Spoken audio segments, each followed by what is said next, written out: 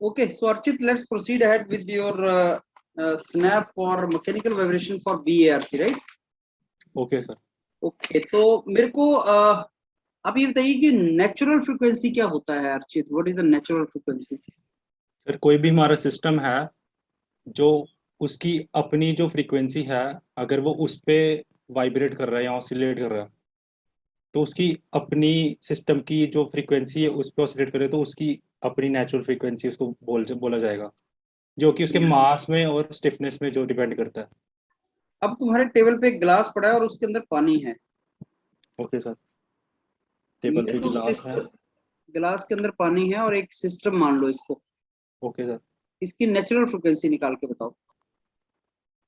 Table पे उसको, मतलब मैं कौन सी, मतलब मैं उसको किस जगह पे डिस्प्लेस करूं, मतलब ऐसे कोई कहीं पे रख दो, कोऑर्डिनेट्स। टेबल पे रख दो। टेबल पे अच्छा। रखो और ग्लास में पानी भर दो। अच्छा अब मेरे को गिलास में। इसका इस सिस्टम का नेचुरल फ्रीक्वेंसी बताओ कितना है। अच्छा टेबल पे गिलास रख दिया मैंने। अब मैं इसको लेफ्ट और राइट साइड को इसको मैं स्मॉल डिस्प्लेसमेंट दे रहा हूँ। ठीक है, मैं मान लेता हूँ मैंने राइट साइड पे डिस्प्लेस किया। अब अगर मैं इसको राइट साइड पे डिस्प्लेस करता हूँ तो उसके जो पानी है, तो अगर मैं राइट साइड डिस्प्लेस करता हूँ तो लेफ्ट साइड की तरफ से थोड़ा सा पानी ऊपर जाएगा।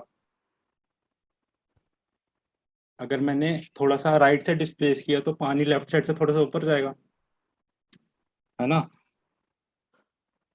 तो वैसे ही जब पानी ये ऐसे, मतलब ये अपना ये रोलिंग मोशन करना शुरू कर देगा, मतलब अबाउट द सेंटर। अगर हम इसको सेंटर मान लें पेन को, ये पेन को, तो गिलास ऐसे वो करेगा, ऑसिलेट करेगा। ग्लास भी ऑसिलेट करेगा? गिलास मतलब ग्लास के अंदर जो वाटर है वो ऑसिलेट करेगा इस फिक्स सेंटर से। मतलब हमने स्मॉल ही डिस्प्लेसमेंट दिया तो एक्चुअली वो स्मॉल ही होएगा सारा। तो फिर अब हम एनालिसिस की बात करनी है अब इसमें हम। अब हम क्या करेंगे सर, एक मिनट सर को थोड़ा बना लूँ अपना। अ,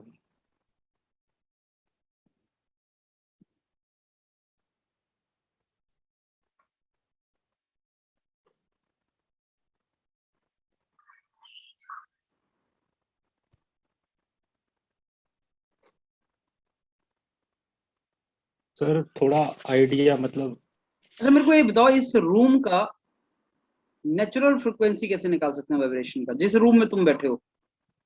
इस रूम की नेचुरल फ्रीक्वेंसी। हम्म, रूम में सर यहाँ पे एयर के पार्टिकल्स हैं। मतलब एयर एयर ही होगी जनरली रूम में। अब इसका कंट्रोल वॉल्यूम कोई मैं कंसिडर कर लूँगा, तो उसमें मतलब मेरे को माइक्रोस्कोपिकली इसकी फाइंड करनी पड़ेगी। ट्यूनिंग फॉर्क सुना है? Tuning fork. Tuning fork sir experiment कभी किया था कॉलेज में, लेकिन अभी उसके बारे में याद नहीं है चलो मैं उसको। तुम्हें हिंट देता हूँ, ट्यूनिंग फॉर्क यूज कर सकते हो तुम वाटर की नेचुरल फ्रीक्वेंसी निकालने के लिए। उसको गिलास के साथ वो करने इम्पैक्ट करेंगे। गिलास तो टूट जाएगा। मतलब इतना रिकॉल नहीं कर पा रहा हूँ उसको मैं। ट्राई करो, क्या करते थे उसमें?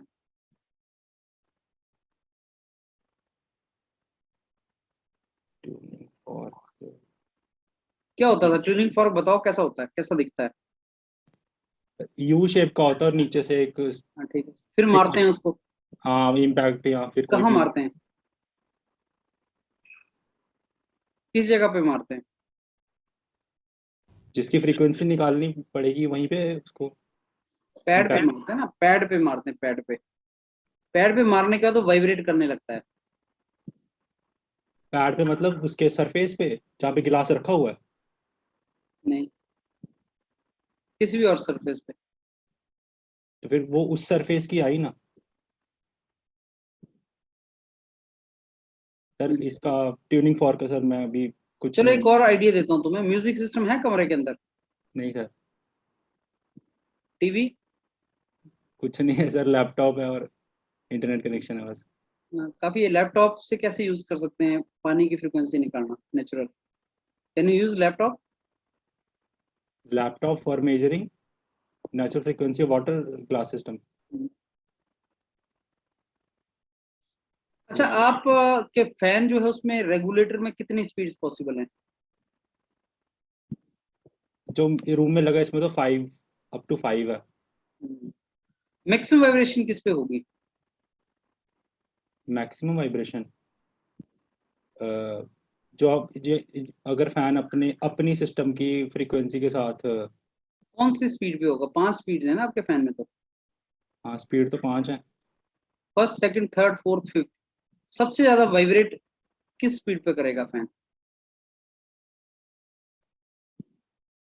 वाइब्रेशन मतलब एम्पलीट्यूड की बात कर रहे हो ना? एम्पलीट्यूड, वाइब्रेटिंग एम्पलीट्यूड ऑब्वियसली वही होगा जो पीआई का एम्पलीट्यूड होगा, क्योंकि रनिंग मशीन है ये। तो ये अपना वर्लिंग पता है क्या होता है आपको Archit? Whirling of shaft sir. तो फैन वर्ल कब करेगा? फैन तो एक तो वो ऐसे एक्चुअली रोटेट कर रहा है ना, वर्लिंग तो हम वैसे देखते हैं ना कि सिंपली सपोर्टेड कोई शाफ्ट है उस पे वर्ल हो रहा है। अगर हम मतलब फैन की पोजीशन से देखें तो वो मतलब जब वो रोटेट करेगा तो सर मैं मोशन ऐसे दिखा सकता हूँ पेन पेन से। सर वो जब रोटेट करेगा तो ऐसे ऐसे, मतलब इसका मैं अगर वो बनाऊं। अच्छा, फैन की जो रॉड है उसकी स्टिफनेस कैसे निकालेंगे आप?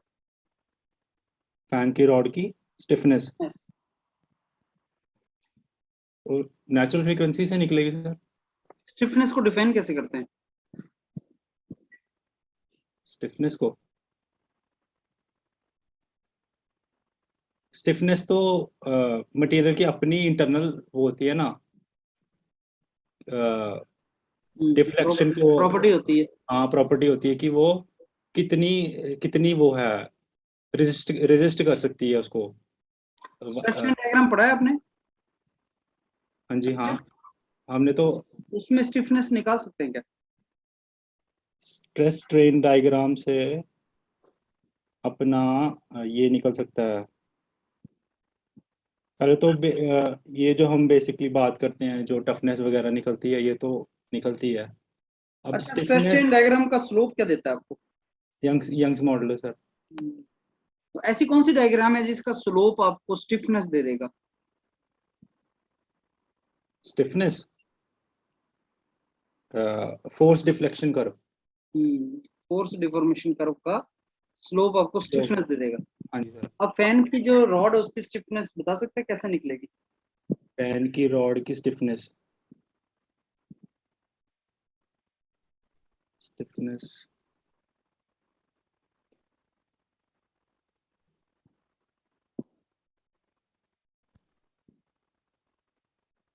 मतलब स्टिफनेस तो अगर देखो, मतलब स्टिफनेस तो बहुत सारे टाइप की होती हैं। एक्सियल स्टिफनेस होगी, लॉन्गिट्यूडनल स्टिफनेस हो गई, कंबाइंड में भी कभी कभी कंबाइंड लोडिंग होगी तो कंबाइंड स्टिफनेस भी आ सकती है। ऐसे तो अगर देखा जाए तो सिस्टम तो कॉम्प्लिकेटेड है। तो मतलब इसकी नेचुरल फ्रीक्वेंसी से ही इसकी कंबाइंड स्टिफनेस आ सकती है अगर हम पूरा एनालिसिस देखें तो। वो उसको अंडर रूट के बाई एम से स्क्वायर करके एम वहां से तो किया गया। स्ट्रेस स्ट्रेन डायग्राम से स्टिफनेस नहीं निकल सकता? स्ट्रेस स्ट्रेन डायग्राम से स्टिफनेस, एक मिनट थोड़ा देखने दो। स्ट्रेस जरा स्ट्रेन लिखना मॉडुलस ऑफ इलास्टिसिटी क्या होता है? स्ट्रेस स्ट्रेन डायग्राम में मॉडुलस ऑफ इलास्टिसिटी कैसे निकालते हैं? स्ट्रेस स्ट्रेन डायग्राम में ई मॉडुलस ई ऑफ इलास्टिसिटी, हाँ, हाँ ई यंग्स मॉडुलस। कैसे निकालते स्लोप सर, स्लोप किसी भी दो पॉइंट में हैं? Up to yield, up to क्या प्रोपोर्शनल। होता क्या है modulus of elasticity?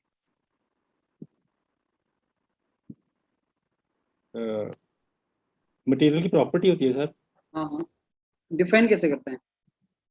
Define sir इसी की इसकी स्लोप से ही करते हैं कि stress upon strain. Stress upon strain. तो स्ट्रेस अपॉन स्ट्रेन से लोड पर यूनिट डिफॉर्मेशन निकाल सकते हैं क्या? एक्चुअली सर ये स्ट्रेस स्ट्रेन डायग्राम जो है ये तो बाद में बनती है, यूटीएम से हमें लोड डिफ्लेक्शन कर्व मिलता है। तो लोड पर यूनिट एरिया हमारा हो गया जो, हाँ, तो इंजीनियरिंग स्ट्रेस स्ट्रेस क्या होता होता है? लोड पर यूनिट एरिया होता है, लिखो जरा। स्ट्रेस लिखो, E is equal to stress over strain. है, E is equal to sigma over epsilon अब सिग्मा को लिखो लोड पर unit area, P by A और स्ट्रेन को लिखो डिफॉर्मेशन पर unit length. Delta L upon L. अब पंखे का तुम्हें एरिया भी पता है, लेंथ भी पता है।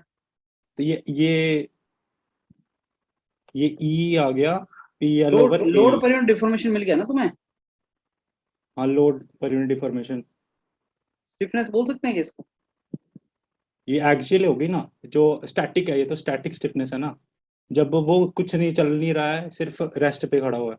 अच्छा, और कौन कौन सी टाइप की स्टिफनेस होती है? एक तो ये होगी एक्सियल स्टिफनेस होगी, विदाउट रनिंग है ये, मतलब हम्म, स्टैटिक लोड पी है, एरिया ए है, और डेल्टा एल अपॉन जो भी है अपना। और अपनी एक तो एक्सियल होगी, एक लॉन्गिट्यूड, एक्सियल लॉन्गिट्यूड सेम होगी, एक ट्रांसवर्स होगी, ट्रांसवर्स स्टिफनेस, जब आपका मेन जो बॉडी है वो मतलब ट्रांसवर्सली लोडेड है, ट्रांसवर्स लोड जो होता है, तो हम्म। तब हमारी वो निकलेगी ट्रांसवर्स स्टिफनेस। ये जो आपने फॉर्मूला लिखा है, modulus of elasticity is equal to load पर unit deformation into length over area. हाँ जी सर। तो ये जो लोड पर यूनिट डिफॉर्मेशन है, क्या मैं इसको स्टिफनेस बोल सकता हूँ? लोड पर यूनिट डिफॉर्मेशन डिफॉर्मेशन। आ गया ना, लोड पर यूनिट डिफॉर्मेशन, हाँ, राइट? डिफॉर्मेशन, हाँ, स्टिफनेस है इसको सर। स्टिफनेस लिख दो। हाँ सर, बिल्कुल। Stiffness is equal to modulus of elasticity into area over length.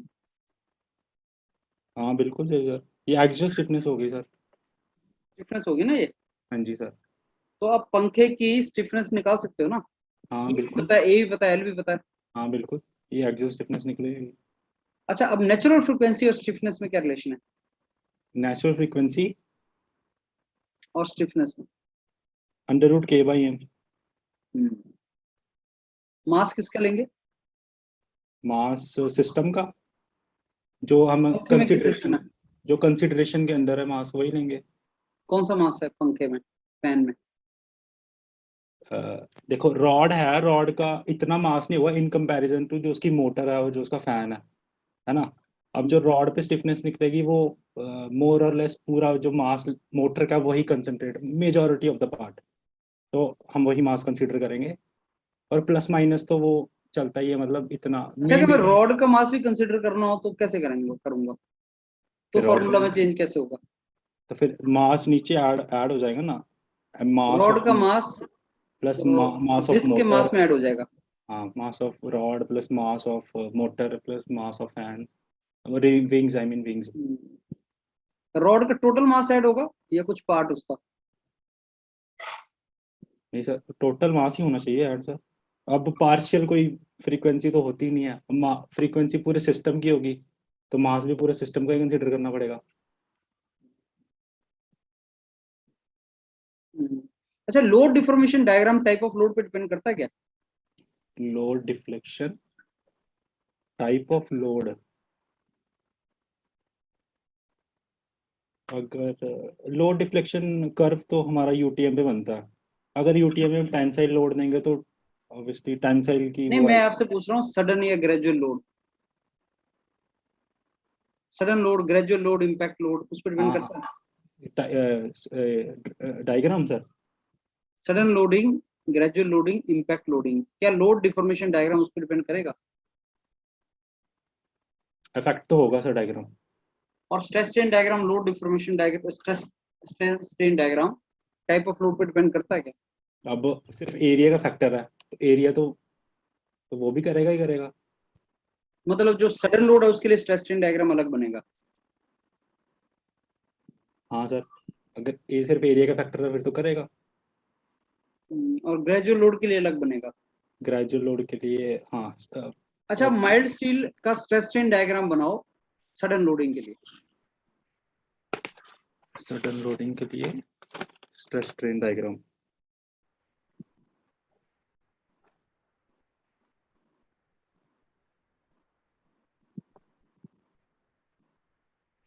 Sir,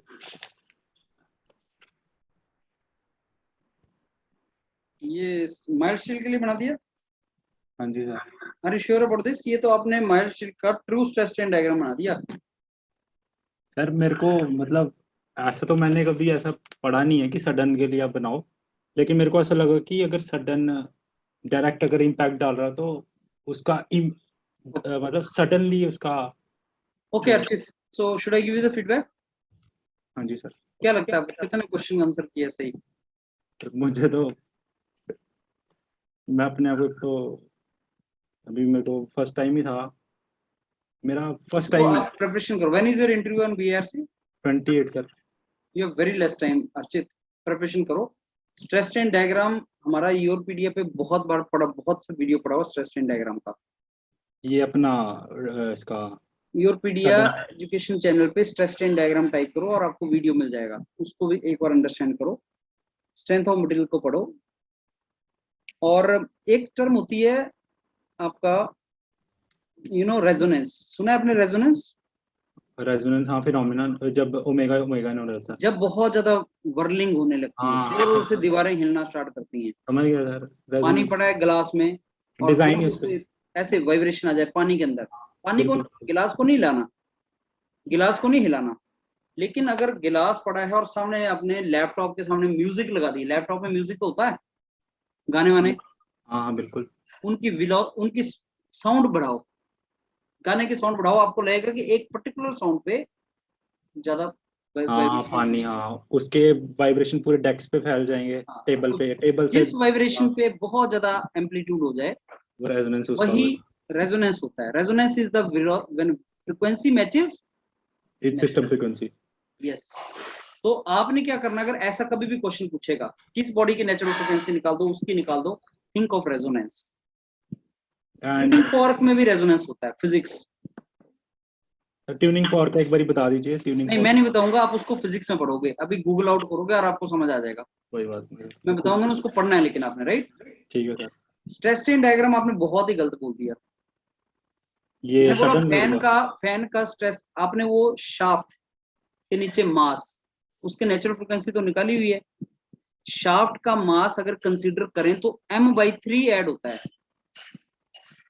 and में जो मास लगा है उसमें m/3 ऐड होता है, हाँ वो तो सर। सर याद है? फिर मुझे इसमें m क्यों ऐड कर रहे हो? रॉड का मास पूरा क्यों ऐड कर रहे हो फैन के मास के साथ? 1/3 होता है ना ऐड। जैसे जैसे स्प्रिंग के केस में होता है। हाँ, स्प्रिंग के केस में भी एम स्प्रिंग बाई के थ्री केस का में है। वही होता है, स्प्रिंग का मास अगर ऐड करना है ना, हाँ 1/3 ऐड होता है, याद तो है हाँ तुम्हें? कैसे भूल गए यहाँ? अच्छा, उसके बाद लोड डिफॉर्मेशन डायग्राम लोड पे डिपेंड करती है, stress strain diagram material phenomena है। वो कभी लोड। माइल्ड स्टील का एक ही डायग्राम दिखेगा तुम्हें, लोडिंग कैसी भी हो, ग्रेजुअल सडन इंपैक्ट कैसी भी हो, stress strain diagram will always remain same. Stress strain diagram does not depend upon type of loading, it depends upon material. Load deformation diagram does not depend upon material, it depends upon type of loading. So sir, can we have same load deformation diagram for mild steel and copper? Answer is yes. Yes, if the load is sudden, you will get the same load deformation diagram for copper also. But stress strain diagram is a material phenomena, it does not depend upon type of loading. Got it Archit? Yes sir. बेटा अभी बहुत सा preparation करना है आपको, जो मैंने marathon videos बोले हैं उनको देखो। योर पीडीएफ पे स्ट्रेस स्ट्रेन डायग्राम भी पड़ा हुआ है, और योर पीडीएफ पे जैसे मैंने मॉक लिया ना अभी आपसे, स्नैप सर लिया, ऐसे बहुत से स्नैप पड़े हुए हैं योर पीडीएफ के ऊपर। हर स्नैप के बाद आपको लगेगा यार मेरे को तो आता ही नहीं था, तो गलत हो गया, ये आंसर मिल गया मेरे को। And these all are the questions which can be asked in BRC, typical like BRC interview है ये। और तुम्हें मिलेगा, नंबर दूं तुम्हें? और चलो। दूसरा, तुम्हारा बोलने का जो तरीका है वो बहुत ही इनफॉर्मल है, हना हना कर रहे हो बीच में, प्रोफेशनली आंसर करो, यस सर राइट सर, ऐसे है ना, ऐसा कर देते हैं है ना, ऐसे नहीं करना। वो बड़ा ही इनफॉर्मल कैजुअल तरीका लग रहा है आंसर करने का। हालांकि बीआरसी में वो देखते नहीं है उतना, लेकिन फिर भी उनको लगेगा ना, उनको रिस्पेक्टफुली आंसर करना है तुम्हें, ऐसा ना लगे दोस्त क्या बात कर रहे हो। हाँ सर, वो गाइड गाइड नहीं ना हो पाया प्रॉपर। हाँ कोई बात नहीं, पर अभी इसको इम्प्रूव करो अर्चित, राइट? Okay sir. समझ गया तुम्हें कहाँ पे? अब मैकेनिकल वाइब्रेशन का एक ही लिए तुमने मेरे से, एक वो मैंने डाला भी है वीडियो, तो मैकेनिकल वाइब्रेशन ही तुमने बोला फेवरेट है, ऐसे वो तुम्हें कंफ्यूज करने की ट्राई करता है। नॉलेज होना चाहिए तुम्हें। डन अर्चित? Yes sir. चलो तैयारी करो। मार्क्स मार्क्स दे ही दो फिर। दे दूं मार्क्स? हाँ जी सर। तुम्हें 10 में से 2 नंबर मिलेंगे। कोई बात 2 भी नहीं। ज्यादा दे दिए मैंने, क्योंकि तुम्हें एक भी क्वेश्चन का आंसर ढंग से नहीं कर पाए। एक भी क्वेश्चन का नहीं।